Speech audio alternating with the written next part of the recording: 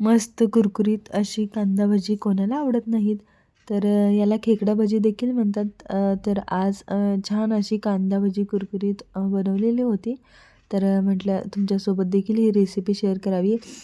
कसलाही पाण्याचा वापर न करता आणि तेल कसलंही न राहणारे असे हे भजी आज बनवलेले आहेत. तर याचा आवाज देखील बघा एकदम कुरकुरीत झालेले आहेत.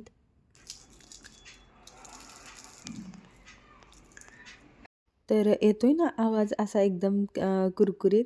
तर ही कशी बनवायची याची रेसिपी एकदा बघूयात. चला तर मग यासाठी साहित्य काय बघूयात. तर 7 ते 8 मध्यम आकाराचे मी कांदे चिरलेले होते. एकदम बारीक स्लाइस करून घ्यायचे याचे, जेणेकरून आपल्याला भजी छान कुरकुरीत होतात त्याच्यामुळे.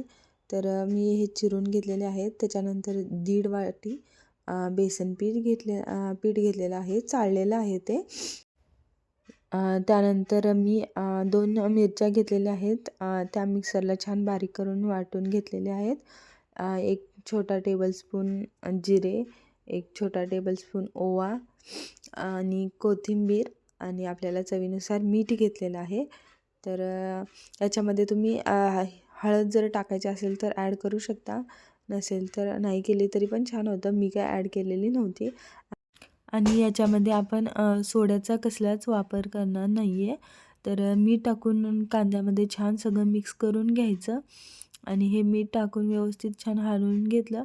तर हे जवळजवळ 15 ते 20 मिनिट छान झाकून ठेवायचं, जेणेकरून मिठामुळे कांद्याला छान पाणी सुटतं आणि ते पाणीचा आपल्याला वरून कोणतंही एक्स्ट्रा पाणी टाकायचं नाही. त्यामुळे आपल्याला फक्त 15 मिनिट ठेवलं तरी चालेल. तर मग आता हे छान असं झालेलं आहे बघा. मी 15 मिनिटानंतर हे काढलं, झाकण ठेवलेलं वगैरे. तर बघा कांद्याला असं पूर्ण पाणी सुटलेलं होतं आणि मऊ पडलेला आहे कांदा. आता यामध्ये आपण सगळं साहित्य टाकून घेऊ. मिरची, जिरे, ओवा, कोथिंबीर आणि मीठ तर आपण आधी टाकलेलंच आहे. त्यामुळं आता वरून टाकायची काही गरज नाही. तर हे सगळं छान मिक्स करून घेते मी पहिला. हे सगळं छान असं मिक्स केलं की त्याच्यामध्ये आपण थोड्या प्रमाणात आता बेसन मिक्स करून घेऊयात. तर मी बेसन एकदम थोड्या क्वांटिटीमध्ये मिक्स करते, जेणेकरून आपल्याला व्यवस्थित ते मिक्स होईल. आणि याच्यामध्ये आपण कसलंही पाणी वापरणार नाही आहोत. जर आपण बिना पाण्याचे असे छान एकदम खरंच खूप टेस्टी होतात भजी बरं का. असे तुम्ही पण नक्की एकदा ट्राय करून बघा.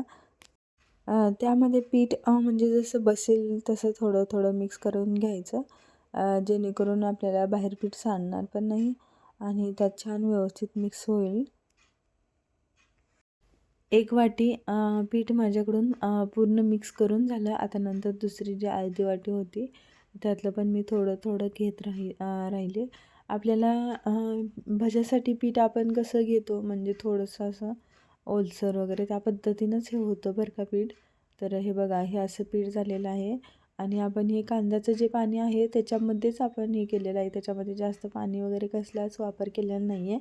आणि या पिठामध्ये आहे ना तुम्ही थोडंसं गरम तेल झाल्यानंतर थोडं तेल याच्यामध्ये टाकले तर भजी आणखी छान कुरकुरीत होतात. तर इथं तेल मी गरम करायला ठेवलं आहे. पहिलं थोडंसं चेक करते तेल गरम झालेलं आहे की नाही. थोडंसं पीठ टाकलं तर मीठ वरती येतं आहे, म्हणजे भजी आता भजी तळण्यासाठी तेल तयार आहे. तर याच्यामध्ये छान छोटे भजी हे सोडते. तर याच्यामध्ये मी तरी अशा हाताने सोडते. तर अशा हाताने असे छान म्हणजे वेगवेगळे शेप घेतात बरं का, आणि त्यामुळे त्याला मला वाटतं असे खेकडा भजी असं म्हणतात त्याला. भजी हा असा पदार्थ आहे जो की लहान मुलांपासून ते मोठ्यांपर्यंत अगदी सगळ्यांचा आवडीचा आहे. त्यात तर कांदा भजी हे तर सगळ्यांचं खूप फेवरेट असतं आणि चहासोबत तर मग काय खूपच छान. तर हे बघा माझी भजी इथं पूर्ण सोडून झालेले आहेत आणि छान असं भाजून घेते. भजी भाजताना आपण थोडेसे म्हणजे मीडियम गॅसवर भाजायला पाहिजेत. जरा जास्त मोठ्या गॅसवर आहे ना भजी फक्त वरतून कलर वगैरे तो करपून जातात, पण आतमध्ये पीठ थोडंसं राहतं. त्यामुळं मीडियम गॅसवर छान असे भाजून घ्यायचे. आणि चहासोबत भजी म्हटलं तर एकच नंबर बरं का. पण अशी भाजतानाच भजी भाजतानाच वास एकदम खमंग छान सुटला होता बरं. आणि अशी ही छान भजी भाजलेली आहेत आणि त्यांना कलर पण छान असा आलेला आहे.